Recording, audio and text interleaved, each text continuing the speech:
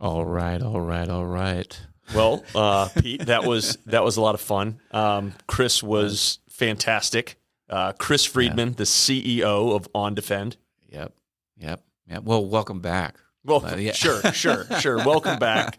Welcome back, listeners. I can't wait till you get to the end of the episode and listen to some of the interesting things that Chris and his team, shout out to Ben Fink, brilliant guys. We're talking Mission Impossible type crap that they're doing. It was really cool. Making companies safe.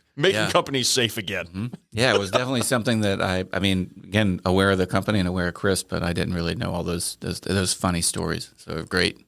In OnDefend has been able to reach their success in under a decade, which I think is just truly amazing. Spectacular.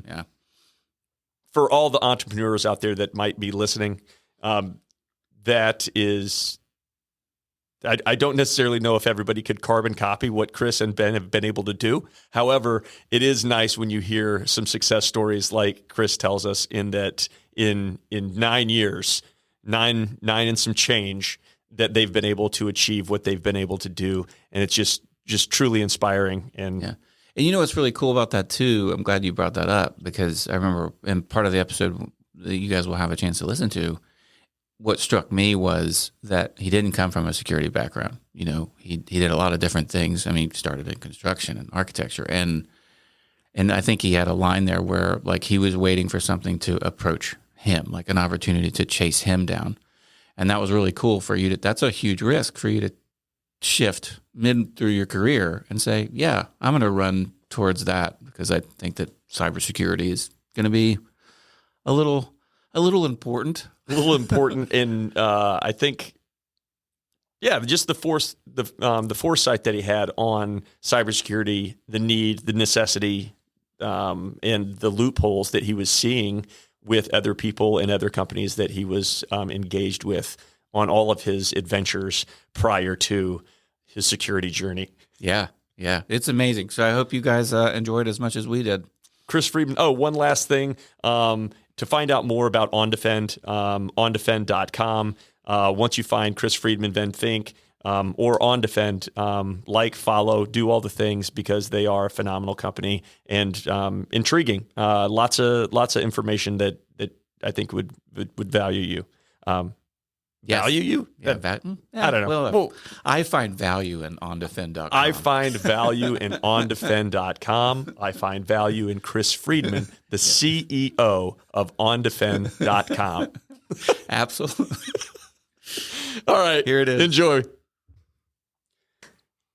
Two recruiters and a microphone, back again at the link, annoying you with another interview. Today, we have Chris Freedman with us. I've known Chris going on, I want to say 10 years. Could be 11. We'll just never know. I'm pretty sure I met Chris at a bar in St. Augustine on happenstance. It was his sister-in-law was having a birthday party, and I kind of crashed the party. And as you do. And I'm surprised you remember that. I remember a little, but I remember being at the party and then running into you again, and then put two and two together after the haze had cleared. It's like, oh yeah, we were doing shots. Anyway, we may be related based on what we were talking about. Exactly. But anyway, very thankful for Chris to be with us today. He has a very, very interesting and amazing journey. So Chris, with that, start us off. Tell us a little bit about where you're from and, Sure. I was born in Augusta, Georgia. Originally, we moved to Jacksonville months later, so I am a native Jacksonvillian. Went to Bowles High School here, which is a great high school. That pretty much got me into the University of Florida, frankly. Yeah. Go like Gators. Go Gators. Immediate entryway. Yeah, right. Immediate entryway. My grades sure weren't the reason. Yeah. and had a great time there. My sister had actually gone to Florida before me. She actually was a tennis player for the University of Florida. Oh, wow. Yeah, she won a national championship. Very amazing. Man, that is awesome. So I was the failure kid. Similar story in my family. Yeah. So yeah, we really enjoyed Florida. Learned quite a bit. You learn obviously the education that you're setting out for. You also learn the social lessons that I think are equally important. So I was, and you got to have some good pizza at Satchel's. A lot of pizza. I'm assuming. A lot of pizza. 5-star. Maybe too many people. A lot of freshman pounds associated with that pizza. So we had a great time there. I ended up going into construction, originally architecture, as I mentioned, then joined a fraternity, and then had to divert to construction, which is interesting. And so I graduated with a construction, before I graduated with a construction degree, and I would advise a lot of children to do this, is I actually interned with construction organizations to make sure that's something I wanted to do. And these were big organizations. So I ended up interning initially with a large corporation called Haskell. No, sorry, not Haskell. That's a local company. Mm-hmm. I'm forgetting their name, actually. I'm forgetting their name. Sorry. Total blank. It's not Haskell, but they sound just like them. Anyway. So starts with an H. It does start with an H. So very large construction company. And so they were building an Atlas rocket complex at NASA. And so I was an option at Florida. You want to intern there? I'm like, yes, let's go to. Yeah, sign me up. Let's go to the Cape, right? Yeah. So went to the Cape and helped build that. It was an amazing experience. Learned a lot. And then my next option was to go to Colorado, Golden, Colorado, where the Coors factory is. Okay. Yeah. Beautiful town. Beautiful town. Yeah, in the foothills. And and ended up helping build a prison, which is the exact opposite of an Atlas rocket complex. Although opposite end of the spectrum, right? But there. all the banquet you could drink. Yeah, well, actually, at the end of every session, every day, we knew some of the executives of Coors, so we would go through the Coors short tour. What we'd do is we go in the back door of the building, we go through all the executive offices, all the way to the free beer, and drank until they kicked us out. And we did that every Friday. So that was an advantage to living and working. Golden. Yeah, and golden. It was a golden opportunity. No pun intended. No pun intended. So so after that, I decided to have one more experience and rounded it out in Chicago. Ended up working at a laboratory at Northwestern University in Chicago, and helped build a laboratory for cancer, which is another great experience. I felt like it was a well-rounded thing. Had a lot of fun in Chicago. And then very good pizza. Very good. Yeah, upside down pizza. So very, very good. And so graduated and then decided, well, do I want to do this? And that was the opportunity that I think most of these young adults need to take advantage of, is go in and experience the job that you think you want to do. Because I realized I did not want to do that. I came to realize that, in my opinion, the construction, at least at the intern side, was babysitting grown men. Yeah. And that wasn't exactly what I wanted to do. Rockets, prisons, cancer, babysitting. Yeah. In 4 words, yes. So graduated with that degree. It was a little too late to change then, and ended up working in Jacksonville for a bit. And let me just go back real quick. I just want to say that any parent listening or any young adult listening, I really do believe that rethinking some of the college experience of just sort of following whatever degree may sound good or may have sounded good when you're in high school, like you change. The world changes with AI, right? I think we all know that a lot of the entry jobs may change pretty drastically. And I kind of ardently feel that eventually as AI takes over, a lot of these sort of entry jobs won't be there. And I fear that a lot of kids will be following a degree, coming into an entry job. It could be a paralegal. It could be an initial accounting job or whatever. And AI might do that. And so there may be a wash ashore of kids out of college who don't have a job at some point. So I think everybody needs to prepare for that. So, but regardless, experiencing something and making sure that you want to do it before investing your time to get the degree for it, I'm a big believer in, personally. So try before you buy. Try before you buy. Exactly. I mean, that's my soapbox. I'm going to preach it until I die. Right. I changed my major like 8 times. So yeah. Oh, well, I remember. That's on you, my friend. Yeah, that's my fault. Yeah. So graduated and I decided not to go. I had a bunch of great job offers, a lot of great money as a rookie out of college, and decided I didn't want to do that. I never really followed the rules. I'm not much of a rule follower. And so we came back to Jacksonville, worked a local job, ended up helping with a mayoral campaign, a mayor campaign. And during that, unfortunately, the mayor lost the campaign.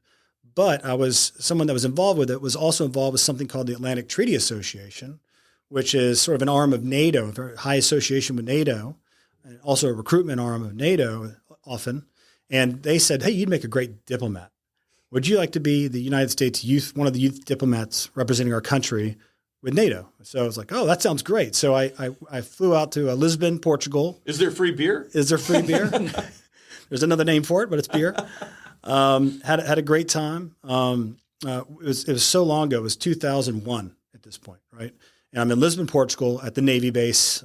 Got to experience all of the different NATO nations, all the European nations that were in NATO, the Eastern European nations that wanted to be in NATO. It was so long ago. There was a Russian diplomat that when they were trying to even possibly become a NATO partner. So that's how long ago this was.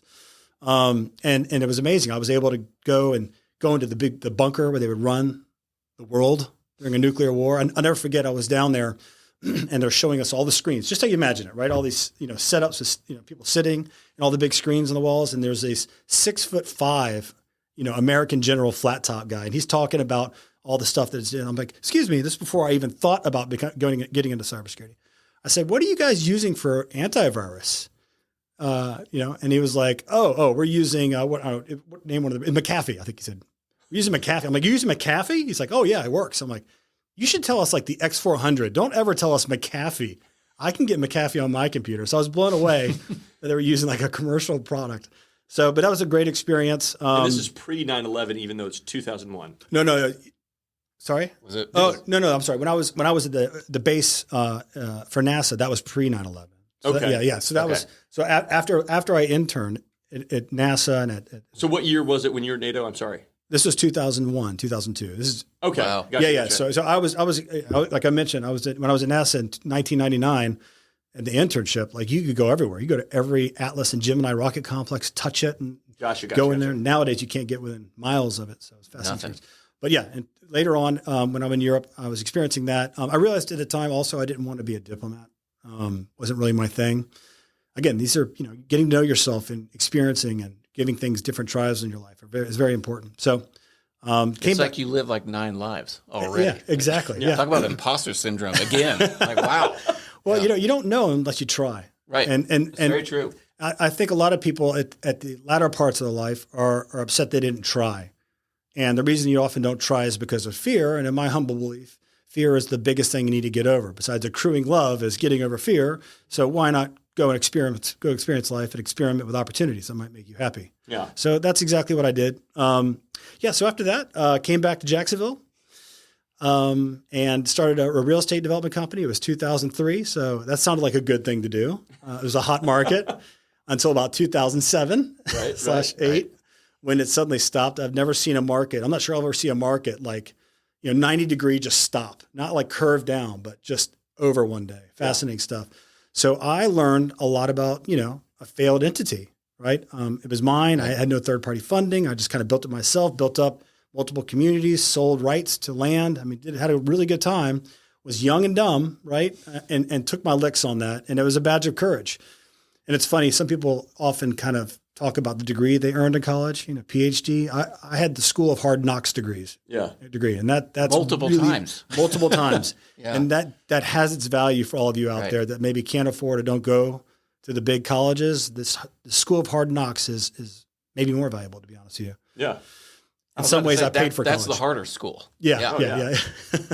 Experienced that. I ended up investing in sort of in different companies and doing different things, trying to find my way. And then eventually, I ended up creating my first sort of technology that was called My Benefits Lab. And what it was is I was frustrated about going to go see a doctor and having to go just to get blood work, to go see a doctor to get a prescription. Just to go get blood work. You got to go to the blood work. You got to come back to the doctor. Right. This is back when they didn't have labs inside the the actual doctor's offices back then. So ended up creating a product that integrated with LabCorp and Quest, the two biggest lab providers, National Doctor Network, and basically allowed you to just on your phone order your own blood work. You get the script on your phone. You go to the lab. They scan the phone, get your blood work. The blood work will come back on your phone when it's ready. And then you go to the doctor. So you saved a visit. Yeah. So that was really exciting. Ended up exiting that and was looking for the next thing to do. And this is about 2016 now, where I'm done with that, looking for the next thing. And I was looking for a market that was running toward me, not away from me. Still PTSD from real estate, I'm sure. And I looked at, AI. And back then, 2016, we didn't know what AI was going to be. Right. Really, yeah, it was like data science, still ML. It was machine They learning. didn't even know. Yeah. Right. And even that was questionable. So we, AR, fintech, and then cybersecurity was really interesting to me. And I happened to meet a couple of different people that were related to the NSA over time, and they were like, "Man, there's a lot of IPs out there." Nobody, when they were creating all these IPs, all this technology, thought about the security issue. I can't imagine why. It's crazy they didn't, but they didn't. And so there's more IPs coming online every day. They're all, less secure than they should be. There's more money in being a bad actor than being, let's say, a good actor, which is what our company does now. So yeah, get into that. And that's when OnDefend was formed. I ended up finding a gentleman, a co-founder here in town named Ben Fink. In my opinion, one of the best ethical hackers in the world. So how did you and Ben, how did you find Ben? Did y'all have a history before, or was it actually you ended up running into each other? And tell us that story. Have you ever heard of eHarmony? Yes. I created a profile. I swiped left. Partner needed. Cyber experience required. Or swiped right. Which way do you swipe? I don't know. Whichever one it was. So I got introduced to Ben again by just, the best thing you can do whenever you're going to jump into something is interview as many people as possible. One, to make sure you're making the right decision and start preparing for whatever you're going to do. But if you're looking for a partner, that's a great way to find it too. And so expressing my interest in doing this, I was aligned with Ben, who was also thinking about doing it at the same time. And the critical thing when you're finding a co-founder is they need to be the mirror image of you. They don't need the same skill set as you. And so his skill set, point. right? I mean, it's so critical, right? It's too often there's two engineers trying to start something. So I have always been more of the sales guy, right? More of the marketing person. The diplomat, right? Yeah, I guess that kind of goes hand in hand, right? Ben's been the talent, really. Ben, that's not far from the truth. Not far from the truth. Awesome. Bullseye.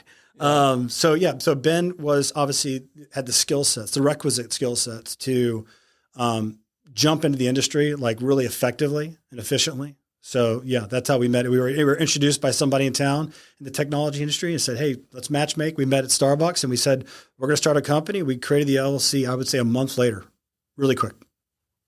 Wow. Awesome. Yeah, it was a lot of fun. So fast forward to today, right? How many employees, and kind of give us the picture of OnDefend today. You want the journey from the beginning or just all of it? Oh, yeah. Okay, sure. Yeah. So we founded in the cybersecurity industry, again, doing your research, we looked at, the various, I guess you would call it sects of cybersecurity. You have, the preventative, right? We're going to help people prepare for and prevent an attack happening. You have sort of the monitoring side, right? They monitor and react to an attack. And then you have sort of the post-attack respond and help forensically find out what happened and tilt the company back up. On the monitoring and the incident response side, the second two peers, a lot of bigs are already there. A lot of bigs, major investment necessary for it. Some of it required software, some of it required having a huge force on standby. Both of them had a lot of liability associated with them. And, we were thinking, let's start economically because we did not want to bring investment in. We wanted to own this 100%. Okay. That was one of our critical items. We had two critical items: own 100% of it, three critical, have fun, and eventually build a services company that would help you build software when you find out about the problem. That's a great way to find out problems and services. So we ended up going into the prevention side. We ended up beginning consulting on how to prepare for and prevent. And it was a really easy decision because Ben is, again, an ethical hacker. And one of the many things you do on helping companies prevent is you provide consulting services like risk assessments and you tabletop things, but you also ethically hack their networks and their applications to make sure they're safe. We founded it. We jumped off. I mean, we were getting large clients, like, Fortune 500 customers, which was amazing because normally you can't get through procurement year one with no P&L, right? No real, insurance policies, all that. But we were able to traverse that. We had some really good friendlies that gave us our shot, which is always critical, right? You need your first shot. We had our first initial wins. We got some revenue in. We had some customers we could present to other potential customers, and we were off and running. So was it just you and Ben at that point? And just Ben and I. It was, yeah, right. I mean, literally building, our own corporate policies, procedures, our own contracts. You know how it goes, right? So all that stuff, and then Ben would do the bench work, and provide the reporting, present those results, then on to the next project. And this is 2016? 2016. Yeah. So we were debating what to do next. One of the pitfalls of a startup, especially when it's like a single proprietor, but even if it's 2 or 3 people, and especially in consulting, is that you get so drowned by the work you're doing that you don't ever sell. Oh, yeah. Right. And so it's hard to scale. I mean, 1 to 0. 0 to 1's tough. 1 and above is very, very difficult. So you drown an opportunity. I think like Mark Cuban said that one time. Like that's what entrepreneurs fail at, is they drown in all that opportunity that's right in front of them. Or you can't afford to build a sales force, especially if you're self-funding. So you're just living on what you eat, what you kill. So we were doing that, and we were debating how to scale because, information security, like any services, any consulting service, it's often organic. You need to know the person. I'm not going to sell in Jacksonville to Des Moines, Iowa necessarily. Right. Well, it's that level of trust too, because you're selling security, which means you have a responsibility that a lot of these other companies don't have. You absolutely do. And so without that, we were wondering, what are we going to do? We're going to hire a sales force. What are we going to do? We're going to reinvest in that, knowing that we wanted to build software one day. And this was one of those aha moments that happened. BDO, which is one of the largest accounting firms in the world, I think the 5th or 6th, somewhere in there. They bought the largest accounting firm in our region. They found out about us. Turns out there was a need that we discovered in the market. They did not have the bandwidth and sometimes even the skill sets to at the time. They do now, very much so, by the way. They have a great team, by the way. Mm-hmm. But at the time, they had a need to basically outsource some of their security work. And we were there, and they found out about us. They threw a couple of projects. I think it was like Roost Chris, or a couple of restaurants that were really cool. We did some work, and we did a great job there. And they said, look, they flew into Jacksonville. They said, can we purchase your company? And we were thinking, well, we're a 1-year-old company, less than that. We have no EBITDA, right? No multiplier on exit. Thanks, but no thanks. And then when we said that, they said, well, can we? You were still building at the time. Right? So why, yeah. That's not the time to pull the chips off the table. Right, exactly. So they ended up offering us, hey, can we subcontract you guys? Private labeled also, like completely white labeled under their brand to provide services to their customers. And I was blown away by that. I was like, really? You have the trust in us to do that? And we sure do. And after a couple more tests trying us, we were in there and we were doing that. That was our first big break. And what I really liked about that is, yes, you're not directly tied to the customer contractually or even necessarily relationship-wise, but as a startup, I didn't have to build a sales and marketing arm. Projects were coming into us, which was great. So we had a sales funnel without the cost of acquisition. The channel partnership. No cost of acquisition, right? Very little. Wow. So we became very good at that. We've scaled up. Big value-added resellers and consulting firms and managed security providers today use us to deliver services. I mean, big companies that you know about. We do that still today. So that's been a helpful arm to our company. Along that path, and right about the time that BDO relationship happened, we were doing testing, so penetration testing. If the listeners don't know what that is, companies engage us to basically simulate or ethically hack their environment. It could be their network. It could be their application cloud environment, whatever it is. We're going to act like the bad actors, and we're going to try to find vulnerabilities to exploit. And what we do is we teach them where those vulnerabilities are. We tell them how to fix them, remediate them, and we help them, secure their posture. So the companies hire us to do that. They even hire us sometimes to break in physically. I'll tell you some great stories about that, breaking into buildings too. And so we were doing that for a large organization, and they realized, wow, we have these security control. We have this technology that's supposed to detect you guys, and we have these teams that are supposed to respond to you. And so when you're in an environment, they should know you're there. And there were issues there that they didn't know about, like people. They have these security tools, like you've heard of CrowdStrike, I'm sure recently. Yeah. A little bit. Yeah. I think that made the news. Yeah. But there's SentinelOne, there's, Microsoft Defend, there's a bunch of them, right? So not to pick on CrowdStrike by any means, because they are an awesome company. But security tools, they're only as good as the users, right? Just like anything. And so the users... There's a human element. The human element. And so there's misconfigurations that come out of the box and are fixed. IT could change something behind security's back. They don't know it. And sometimes even the tools themselves can change things. So what we realized with the customers, like, wow, these controls are changing behind your back. You think they're working. You're paying a lot of money for them. So they asked us three things. Like, one, I'm an chief information security officer, our buyer.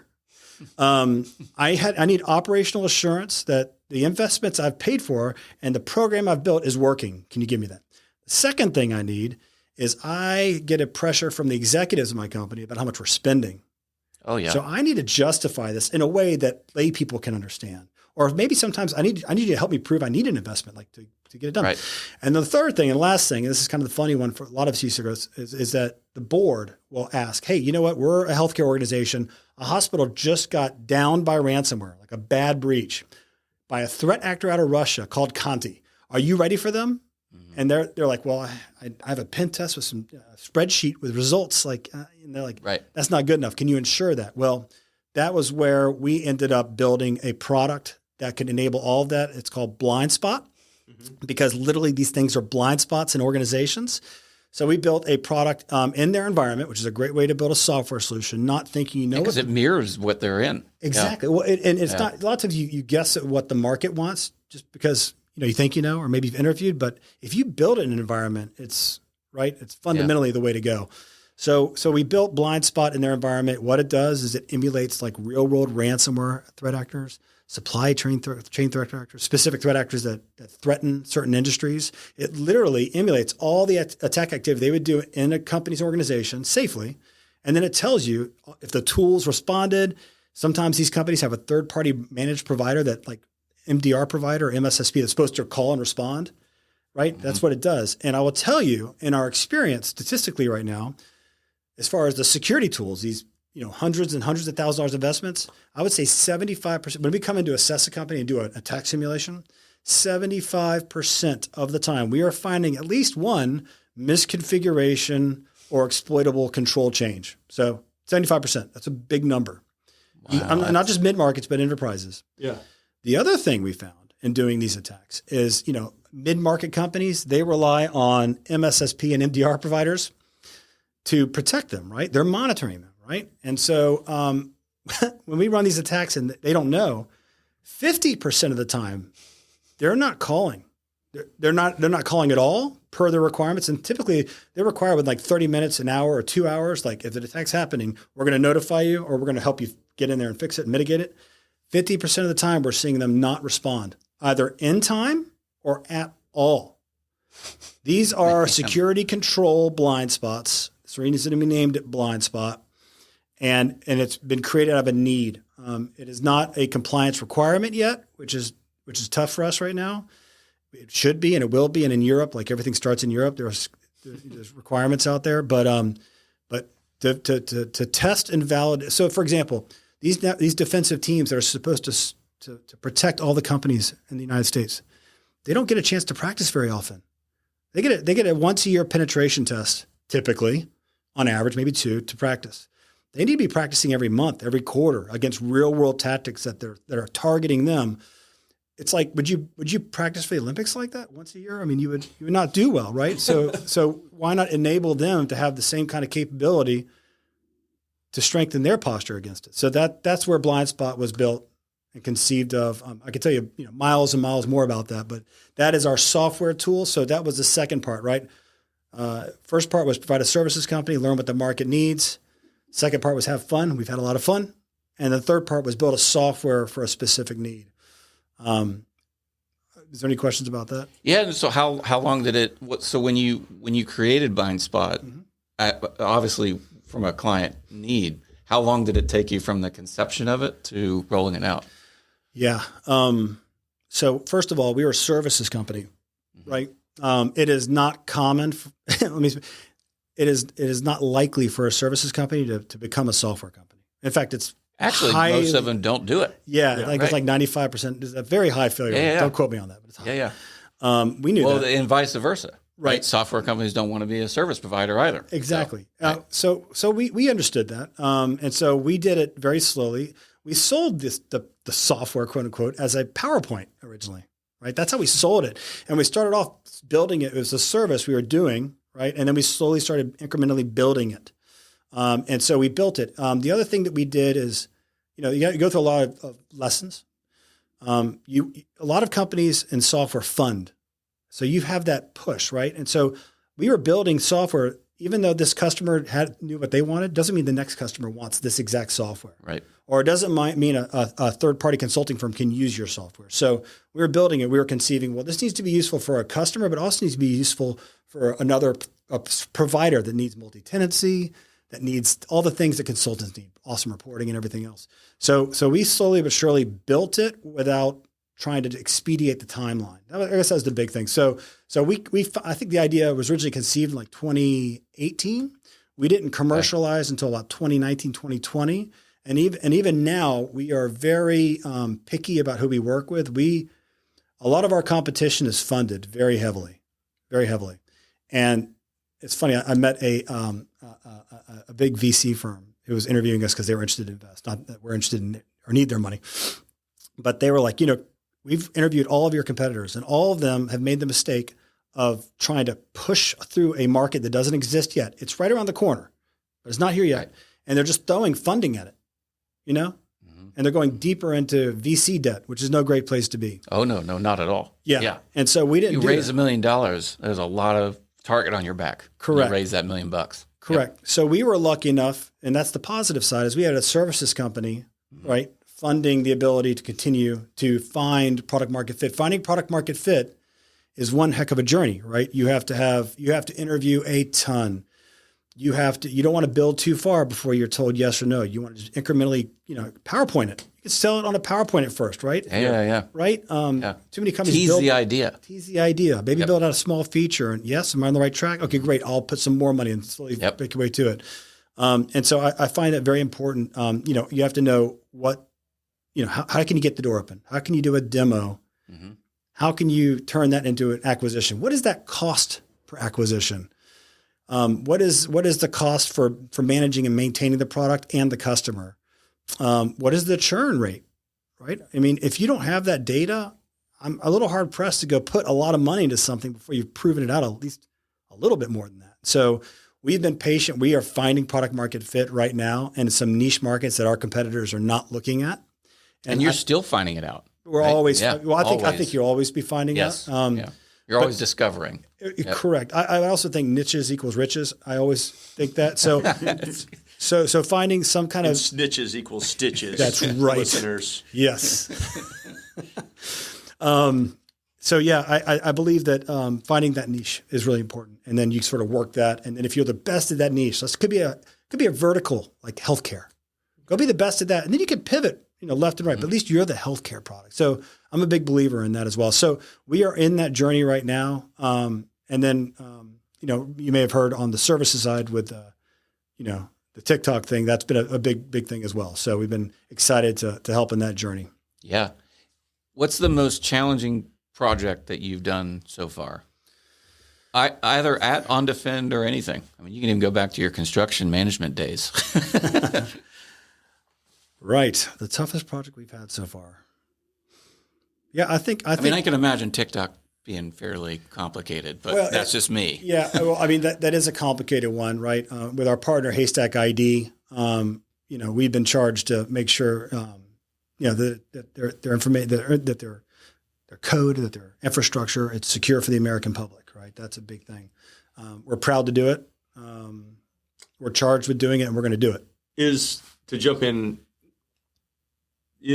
have you found it difficult in that the government being a kind of now that you're working with the government in the capacity in which you are, how big of a roadblock are they? Right. Well, if you're allowed to say, I'm really not. First okay, of all, okay. I would tell you also that we are the we're not the primary on the contract. So, okay. Yeah. So, like I said, there's multiple roadblocks that need not named. need not be named. Yeah, I'm not naming anything. I would just say that, I think it's important for organizations, including because TikTok is the one that's taken this measure. It's a proactive measure that they're taking. This is not a mandate. No, they're taking this measure to prove. So they're saying, look in our underwear drawer. Please. Their goal is to prove and use a third party, an independent third party such as ourselves and a couple other independent entities unassociated with the TikTok organization or any of their investment entities, to just make sure that the data is safe, that the company's safe, that the American public is safe to use it. I mean, these are the things that I think every product should do. I mean, that's really vigilant and proactive. So I commend them for this. Yeah, no, I had this story completely turned around. I think a lot of people do. Right. Yeah. So I'm glad that you're able to clear that up because I completely assumed that we were, because TikTok is so big, that our federal government was like, hey, they're so big and they're not American. Let's do some homework to make sure it's okay. But in actuality, it's TikTok saying, hey, please check us out and you make sure that we're safe enough for your public. And let me be clear, they have their own teams doing this on their own infrastructure, but this is having an independent, and that should be the bolded underlined word, an independent party doing that for them, and then also for the American public. I mean, everybody wins here. Yeah. And that's important. And I would like to think that other social media platforms, other, entities, doesn't have to be digital. It could be physical, manufacturing, whatever, would take these kind of proactive steps to sort of demonstrate that we're safe to do business with. Right. That we're protecting your data, like healthcare systems. As a side pivot real quick, we're currently working with a big hospital system here in Jacksonville to basically run our blind spot tool, simulate things like ransomware before the event happens to make sure their patients are safe. So the concept of healthcare systems simulating attacks proactively. Like, this isn't like HIPAA required. Like, they're doing all the HIPAA required stuff. They're doing pen tests. They're doing the vulnerability scanning. They're doing all that stuff. Yeah, they're checking the boxes that they need to check. That's the perfect way to say it. This group is going far above and beyond on their own dime and time with us. We're calling it's ransomware defense validation is the name. A white paper is coming out, announcements coming out very soon with the hospital system and ourselves. Being one of the first healthcare systems that I'm aware of to take this proactive step to protect their patients' data, but also it's their safety.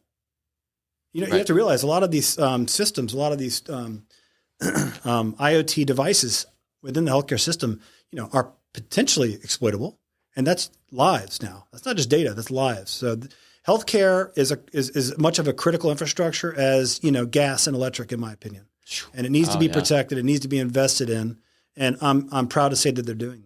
And you'll find out who they are pretty soon once I get the approval to make that. I have a feeling I know who it is. Okay. I've got a question for you. Y'all are in the game of ethical hacking, so you kind of have to put on the mindset of I am a criminal, but I'm doing it for the greater good, right? So with that, we go by think naughty. Think naughty. Act properly. Outside of y'all thinking naughty, because y'all are trying to put a stop to it.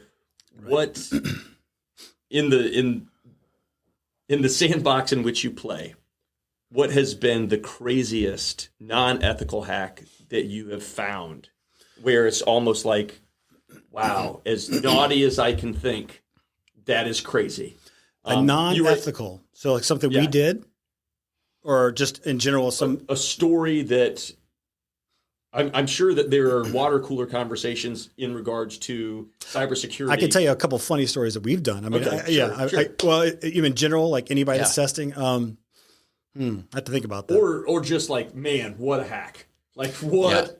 Well, when I say what a hack, I mean, like, wow, that was. Well, are we be clear, are we talking about a real one, like real world hack, or ethical? Because I heard ethical, unethical, or ethical. I want both. Okay. I'm not sure. Well, first of all, I'll tell you, I don't know of all the unethical.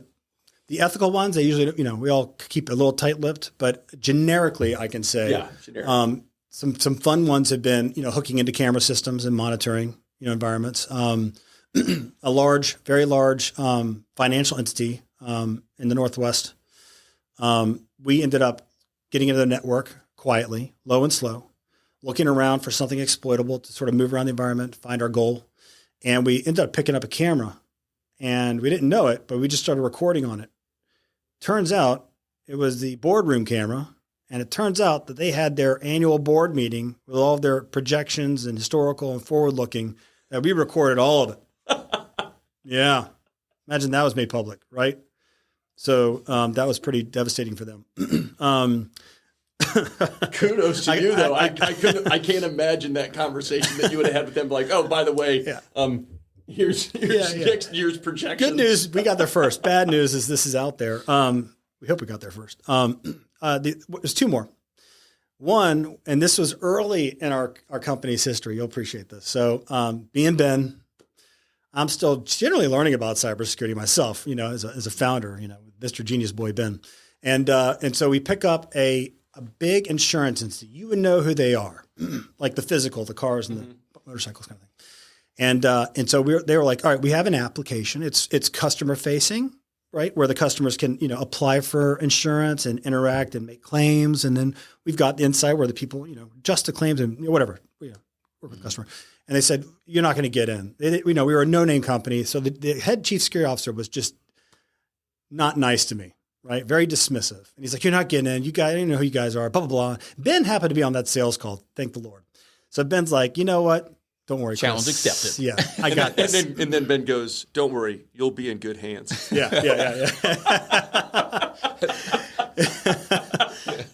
So Very well played. Yeah. Well, long story short, what we ended up doing was we ended up hacking into their application, literally from a login form, which is terrible. We were able to burrow through their database, and he was able to do the following things. We were able to create a fictitious customer.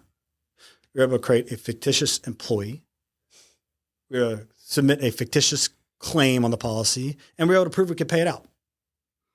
So we literally create a fake policy, approve the policy, submit a claim, got $1 million. approve the claim. Yeah, right. Yeah, That was my first funding. yeah. A lot more money to be unethical. I've never been to a non-extradition country before. So long story short, the next call we were on with them, the chief security officer wasn't there, so I'm assuming he may not be there in general. I was about to say he was cut that morning. Yeah. Okay. So the last one was a physical break-in. These are always interesting. There was a really cool one. This was actually up in the Northeast, where it was a large facility, a lot of buildings, guard gates, guard gate, facial rec cameras, RFID badges. I mean, the whole bit. And they bet us. Can you get in there? And we said, oh, bet taken. And I even had a side personal wage on this one. And so what we did, so much fun. so we posted. We had our team post up at Starbucks nearby.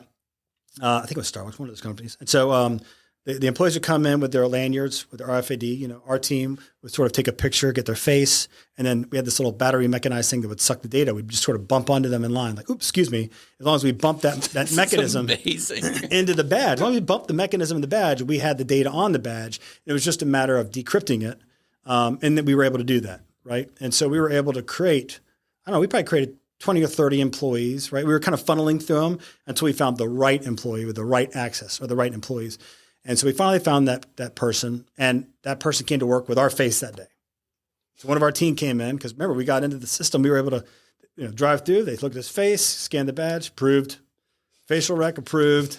RFID into the door, approved. Insane. So the instructions were, I want you to go to the CEO's desk.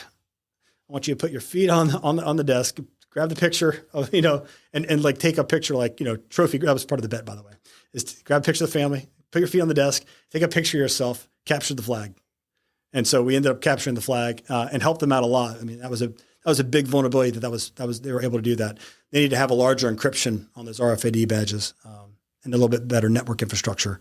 That is amazing. That was an amazing one. So that was So I guess those are amazing stories. So the other question or the other stories that you might have heard are, what's the craziest unethical hack that you've just heard someone do that the layman would be like, wow, that was like, because I think what gives what your company does, why it's so important, just like the stories that you just heard, and Pete and I are like, wow, like what? This is something that you would see on, James Bond. Yeah, like Right. Mission Impossible. I don't. Yeah. I think too many people are overly comfortable with what they think is secure, and so I guess in telling us a unethical hack story in something that had happened to a company or that was just like, wow, just kind of like this is a possibility.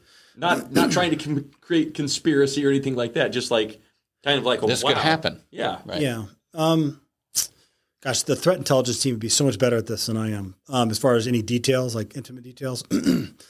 Okay, so I don't know if everybody remembers the Target hack that happened. That was a long time ago. I remember that. Yeah, a few years ago. Yeah. And I believe it was an AC unit that they accessed, and then they got all the way to the POC, the credit card systems, whatever the PO, what it's called.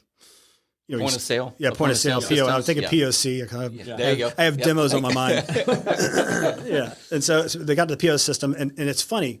They then realized they could not exploit that system. They didn't have the requisite team for that. So, like any company, they went and outsourced to another hacking group with that specialty. So, what most people don't know is there's sort of multiple types of hacking groups. There are hacking groups that specialize in getting initial entry to the data. They then take that data and they go send it off, right, to various different parties, and they monetize it, right?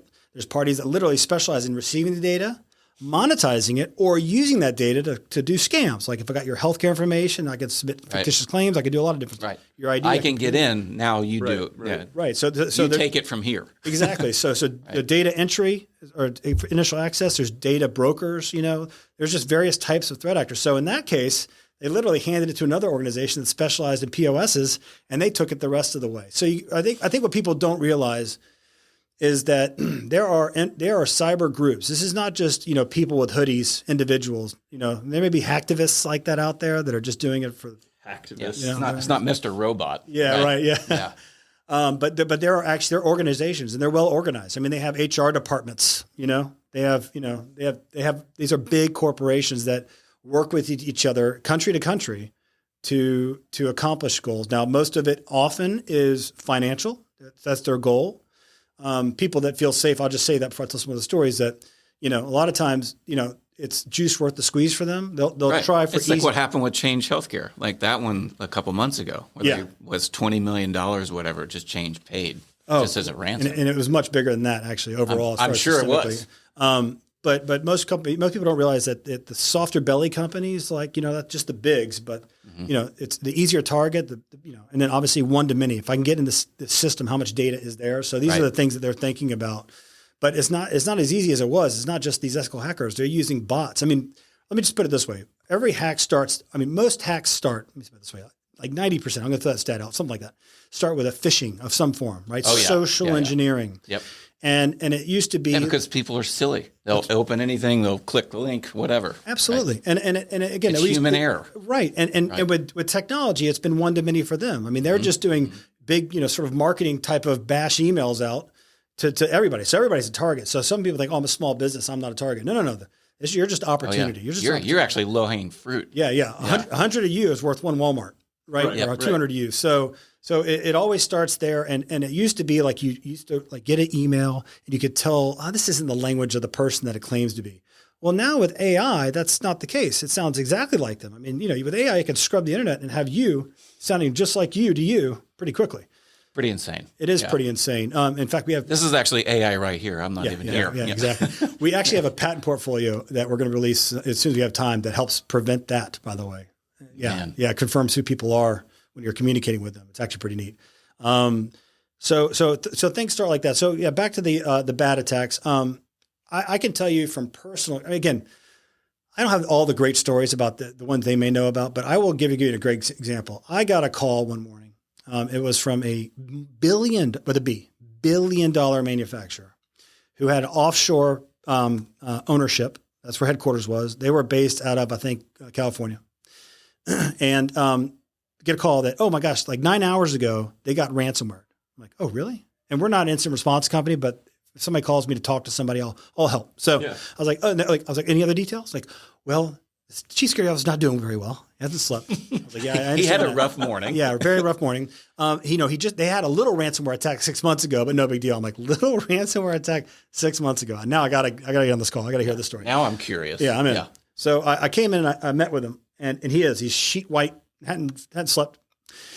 And I said, okay, where are we? It's like, well, they got in, encrypted all of our data. I was like, okay, well, about backups, encrypted. Okay. Well, do you have offsite backups like air gapped? No. I'm like, tell me about this ransomware attack like 6 months ago. You didn't fix that? No. I'm like, okay, how much is the ransom? $3.5 million. If we don't pay within 48 hours, it doubles and just goes on and on. I said, 3 hours, huh? I was like, okay.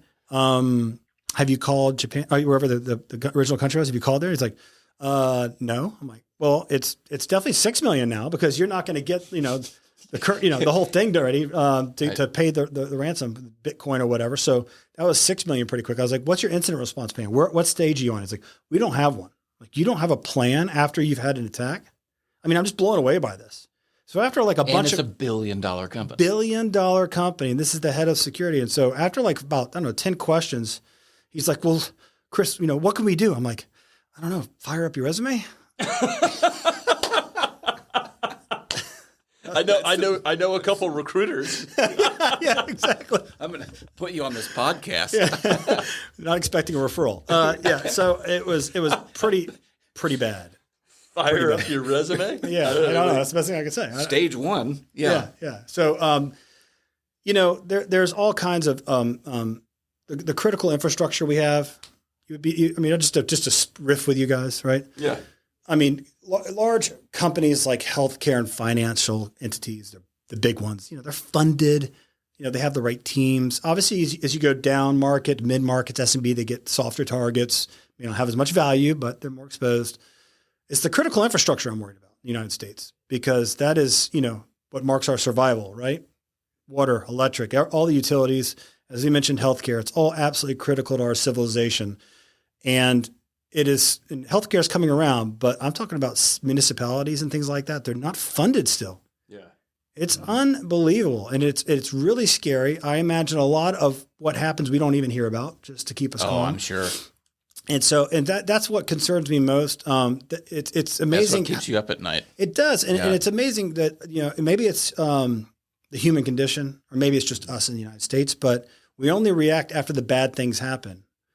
And we had some That's shocks. like selling security in itself. I'm not usually going to care about it until something happens. Yeah. And then, it's the oh shit moment.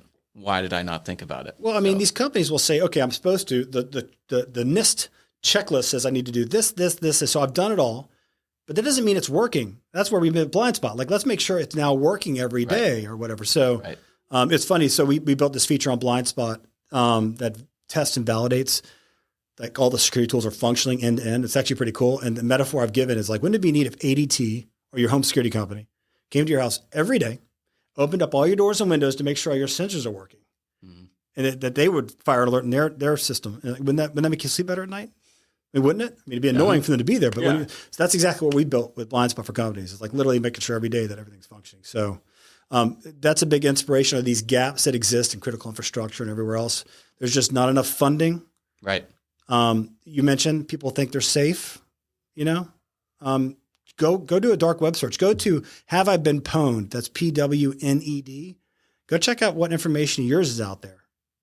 I don't want to do that. No, I'm good. I know your genetic information is out there. That's true. This was not sponsored by 23andMe.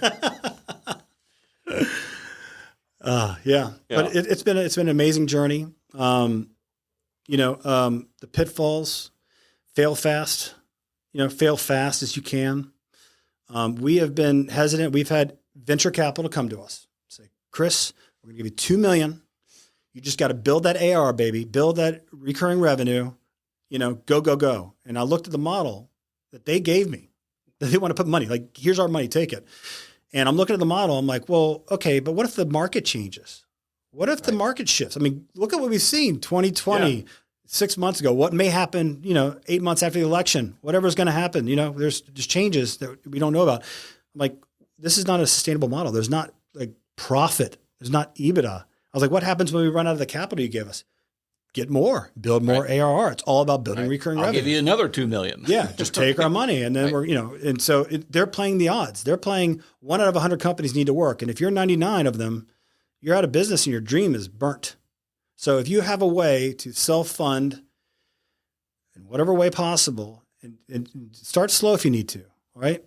I think you build a way so you can, control your own destiny is very important to me. So OnDefend's just under a decade, right? What has been the biggest change or eye-opening moment in the last 9 years in your space? The biggest shift? I think it's happening now. I think the advent of AI and the rapid incorporation of AI into just about everything. Right. Like everything, there's a lot of positive, right? A lot of positive. Also a lot of negative. Right. I mean, I just mentioned, the only chance you had if somebody broke in and compromised your account and emailed me, right? The only way I would know it's not you is just by the way they wrote the email, right? Now, there's tools that have AI to even identify but now you got tools that it's AI versus AI, defensive AI versus offensive. Because believe me, the bad actors are probably investing in AI more than Microsoft. Right. I'm sure they are. So it is an arms race. We got the deep fakes happening now, vocal fakes. I mean, what's going to need to happen is you're going to have a way to verify, who am I talking to? Am I interacting with who I think I am? And is who I am interacting with a human or AI? I hate to circle back around. That's actually what our IP is around. Right.